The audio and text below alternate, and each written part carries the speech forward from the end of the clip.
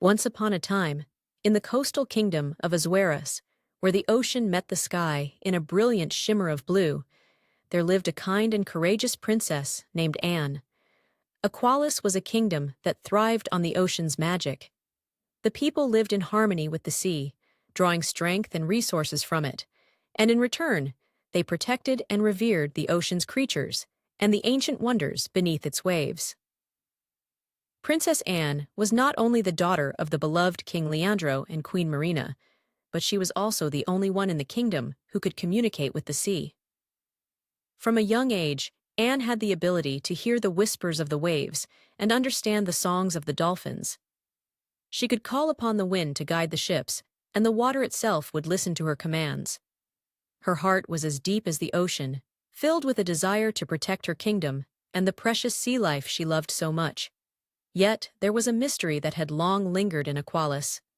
In the heart of the great ocean, beneath the surface of the crystal-clear waters, lay a legendary artifact known as the ocean's heart, a glowing gemstone of unimaginable power, said to be the source of all the ocean's magic. Legends said that whoever could find the ocean's heart would possess the power to control the tides, calm or stir the seas, and even shape the future of the kingdom. Despite its allure, the ocean's heart was no easy prize to claim. It had been hidden away for centuries, and only one who truly understood the ocean's soul could hope to uncover its resting place. The kingdom of Aqualis had prospered without the heart, but as time passed, whispers of a growing darkness beneath the sea began to spread. The seas had become more unpredictable, and fishermen began to disappear, lost to violent storms. The sea itself seemed to be in turmoil. One moonlit night, as Princess Anne stood by the shore, watching the moonlight dance on the waves, she heard a voice calling to her from the depths. "Princess Anne, the time has come. The ocean's heart is the only way to save your kingdom. Only you can restore the balance of the seas." The voice, soft yet urgent, came from a giant sea turtle named Oroxia, who had long been a guardian of the ocean's secrets. Oroxia told Anne that the power of the ocean's heart had become corrupted by an ancient force, a dark being known as Oroxia, who had long been imprisoned at the deepest point of the ocean. Oroxia had the power to manipulate the tides and summon violent storms, and she had awakened, seeking to steal the ocean's heart and claim the seas for herself. "You must venture to the Abyssal Trench, where the ocean's heart lies hidden," Oroxia warned. "Only you can unlock its power and prevent Oroxia from bringing chaos to Aqualis." Determined to protect her kingdom, Anne set off on an adventure unlike any she had known before. She gathered a small crew, including Oroxia the sea turtle and Zephyr, a young sailor with the heart of a lion and an unshakable loyalty to the princess. Together, they sailed across vast oceans, through tranquil waters and storm-tossed seas, following ancient maps and clues passed down through generations. Along the way, they encountered challenges that tested their courage and unity. First, they had to navigate the Maelstrom Caves, a labyrinth of swirling whirlpools where the currents were strong enough to pull even the bravest ship under.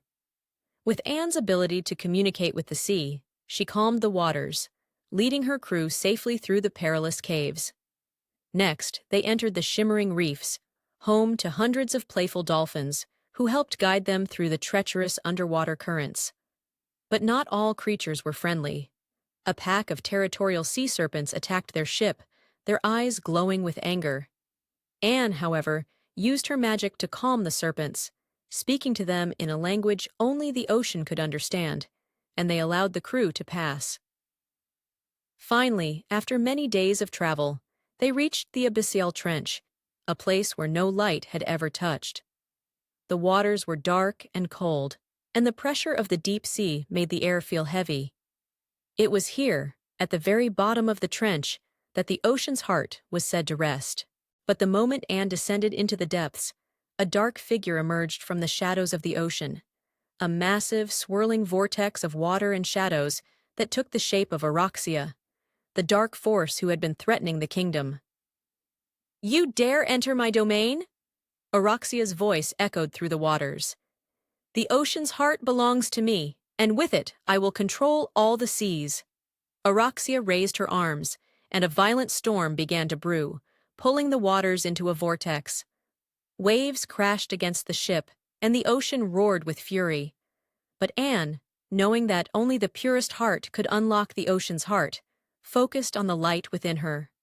With the guidance of Arius and the power of the sea behind her, Anne reached the heart of the Abyssal Trench, where the ocean's heart rested on a pedestal made of coral. The heart was glowing faintly, its light dimmed by Oroxia's dark influence. Anne approached the gem, her heart filled with determination and love for the ocean. With a steady hand, she touched the ocean's heart, and as her fingers made contact, a surge of energy passed through her. The heart began to glow brighter, its light piercing the darkness of the trench. The storm above calmed, and the ocean itself seemed to breathe a sigh of relief. Oroxia screamed in fury, her form disintegrating as the power of the ocean's heart purified the waters. The darkness that had corrupted the seas was gone, and peace returned to the kingdom. With the ocean's heart in her possession, Princess Anne returned to Aqualis, where the people celebrated her bravery. The ocean's magic was restored, and the kingdom thrived once more. Anne wore the ocean's heart on a pendant around her neck, a reminder of the great journey she had taken and the power of love, courage, and unity in protecting the seas. Princess Anne became known as the Heart of the Ocean, a protector of the sea and its creatures, and her kingdom prospered in harmony with the ocean for generations to come.